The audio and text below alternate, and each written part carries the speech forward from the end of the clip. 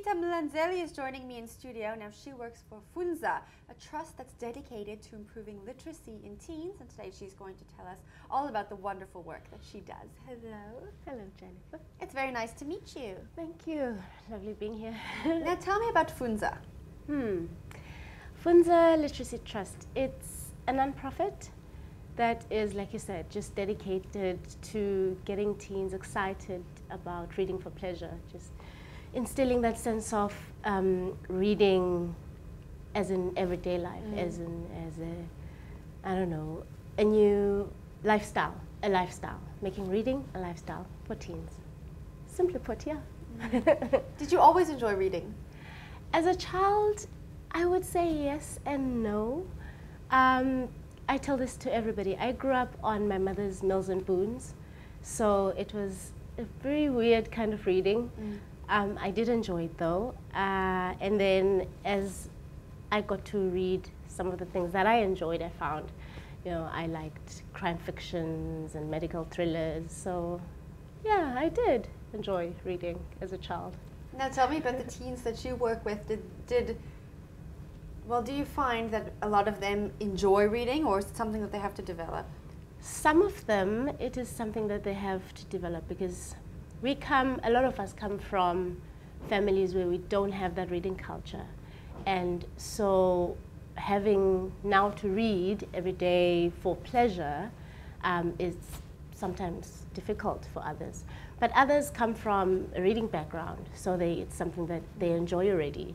And I think that's where this power of the stories is so important, because it draws those people who don't have a reading culture in, so to speak.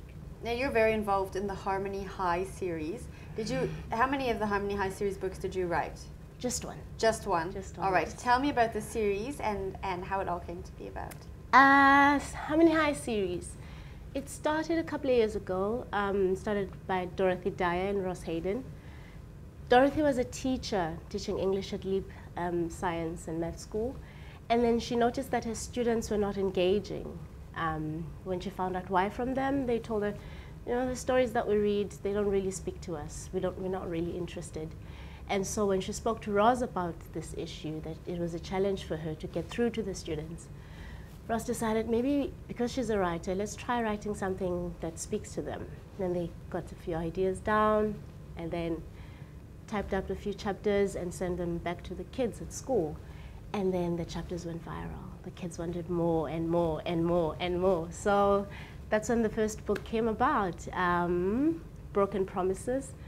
And now that they had identified that there's a need, they had to feed this need. And that's where the rest of the ladies come in. Mignon from a business background.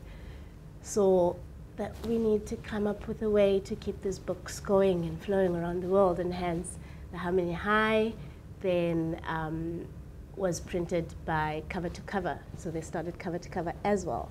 So now Windsor is the delivery truck, I would say, the guy who takes the books around, and cover to cover is the publisher of the Harmony High series. So it's basically a fictional township, well, in Cape Town, a fictional school, group of kids going there, but each book sort of follows each person's life, almost like a soapy in a book. And the kids really, really love them. Tell me about the one you wrote. Blood Ties. Yeah, that one. Ashiya, that one. I had just been a year working with Windsor, and Dorothy and Ross decided that they had talent in the house, I don't know, and then they wanted a young writer, because that's part of what we do, we develop young writers. And so they asked me if I would take on this challenge, and I was thrilled to do it. I mean, I've never written anything like that before. And it's basically about, it follows one of the other books called Two-Faced Friends, about a girl who comes into Cape Town from the Eastern Cape and is trying to fit in, be a normal teen, but then there's challenges with family, with her older brother, who's now the one who's the breadwinner, and such conflicts. between family and friendship and trying to fit in and trying to be you, and so it's very complex. So real things that teenagers can relate to. Real things that teenagers can relate to. I mean, I used to be a teenager, but I don't think I had it as hard as they do now, or as complicated as they have it now, because I think I had it easy, I would say. And to find out what they go through now is eye-opening and sad at the same time, but these are the things that they go through every day.